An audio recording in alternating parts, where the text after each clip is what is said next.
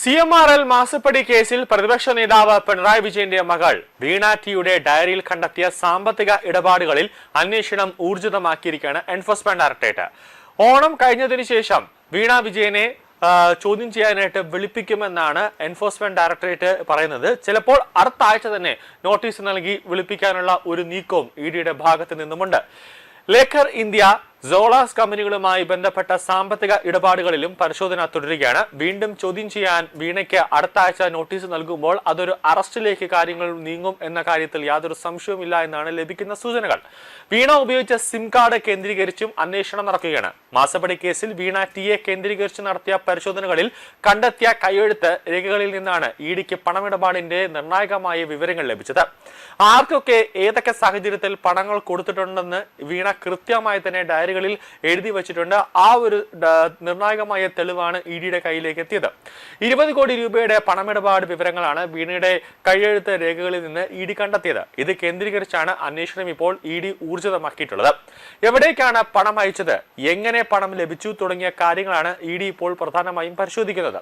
ഇതിനു പുറമെ ദുബായിലേക്ക് 85 ലക്ഷം രൂപ അയച്ചുവെന്ന് കൈയെഴുത്ത് രേഖകളിൽ നിന്ന് ലഭിച്ച വിവരവും കേന്ദ്രീകരിച്ചും ഇഡി അന്വേഷണം ആരംഭിച്ചിട്ടുണ്ട്. വിദേശത്തേക്ക് മറ്റ് പണമിടപാടുകൾ ഉണ്ടായിട്ടുണ്ടോ എന്ന കാര്യവും ഇഡി പരിശോധിക്കുന്നുണ്ട്. കൂടാതെ പരിശോധനയിൽ കണ്ടെത്തിയ സിം കാർഡിന്റെ ചിത്രം കേന്ദ്രീകരിച്ചും ഇപ്പോൾ അന്വേഷണം നടക്കുന്നുണ്ട്. അതായത് ആ സിം കാർഡ് എങ്ങനെ ആരെ വിളിക്കാനാണ് ഉപയോഗിച്ചത്, ഏതെങ്കിലും തരത്തിൽ ഇന്റർനെറ്റ് കോളിങ്ങിന് വേണ്ടിയൊക്കെ അത് വാട്സപ്പ് വഴി കോൾ ചെയ്യാനോ മെസ്സേജ് അയക്കാനോ ഒക്കെ ആയിട്ടാണോ സിം ഉപയോഗിച്ചത്, അത് ആരുടെ പേരിലൊക്കെയാണ് എടുത്തത് എന്നടക്കമുള്ള ഒരു അന്വേഷണത്തിലേക്കും ഇഡി കടക്കുന്നുണ്ട്. എന്തൊക്കെ ആവശ്യങ്ങൾക്ക് സിം കാർഡ് ഉപയോഗിച്ചു എന്നാണ് ഇഡി പ്രധാനമായും പരിശോധിക്കുന്നത്. സിം കാർഡ് വീണയുടെ ഭർത്താവും മുൻ മന്ത്രിയുമായ മുഹമ്മദ് റിയാസിന്റെ സുഹൃത്തും അതോടൊപ്പം തന്നെ DTPCC ഡെസിഗ്നേഷൻ മാനേജറുമായ നന്ദുലാലിന്റെ പേരിലുള്ളതാണെന്ന് കണ്ടെത്തിയിട്ടുണ്ട്. ഇന്റർനെറ്റ് കോളുകൾ വഴിയുള്ള ആശയവിനിമയങ്ങൾക്കായാണ് മറ്റൊരു പേരിൽ സിം കാർഡ് സംഘടിപ്പിച്ചതെന്നാണ് ഇഡി സംശയിക്കുന്നത്. വിദേശത്തേക്ക് 85 ലക്ഷം രൂപ ഹവാലയായി കടത്തിയെന്ന് ഇഡി കണ്ടെത്തിയിട്ടുണ്ട്. അതുകൊണ്ട് തന്നെ വീണയ്ക്കെതിരെ ഫെമ ചട്ടം, അതായത് വിദേശ നാണയ ചട്ടപ്രകാരം കേസെടുക്കാൻ ഇഡി നീക്കങ്ങൾ തുടങ്ങിയിട്ടുണ്ട്.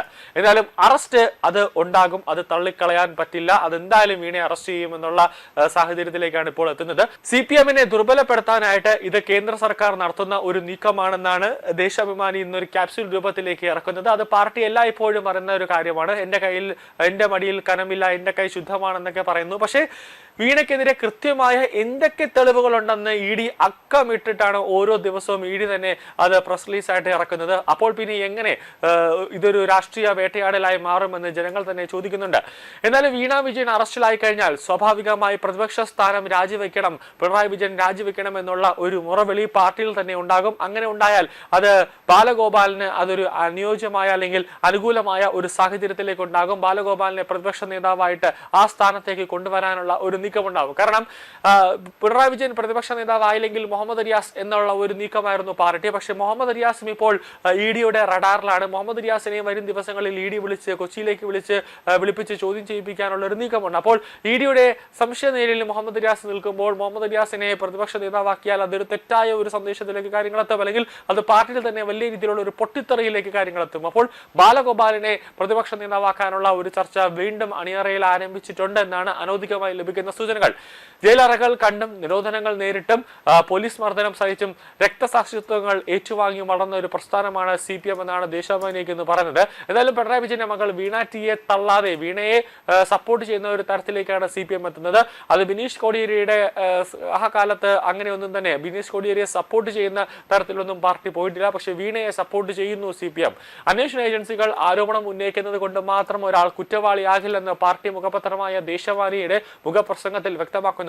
ഇഡിയുടെ രാഷ്ട്രീയ വേട്ട വില പോകില്ല എന്ന തലക്കെട്ടിലാണ് കേന്ദ്ര സർക്കാരിനും അന്വേഷണ ഏജൻസികൾക്കുമെതിരെ രൂക്ഷമായ വിമർശനം ഉന്നയിക്കുന്നത്. പക്ഷേ വീണയ്ക്കെതിരെ കൃത്യമായ നീക്കങ്ങൾ, കൃത്യമായ തെളിവുകൾ, ഓരോന്നിനും കേസെടുക്കാനുള്ള കൃത്യമായ നിർണായകമായ രേഖകളടക്കം തെളിവുകളടക്കം ഇഡിയുടെ കയ്യിലുണ്ട്. അപ്പോൾ അങ്ങനെ വരുമ്പോൾ ദേശാഭിമാനിയുടെ മുഖപത്രം എന്നത്തെ പോലെ തന്നെ ഒരു വിലയുമില്ലാത്ത അവസ്ഥയിലേക്ക് കാര്യങ്ങൾ പോകും.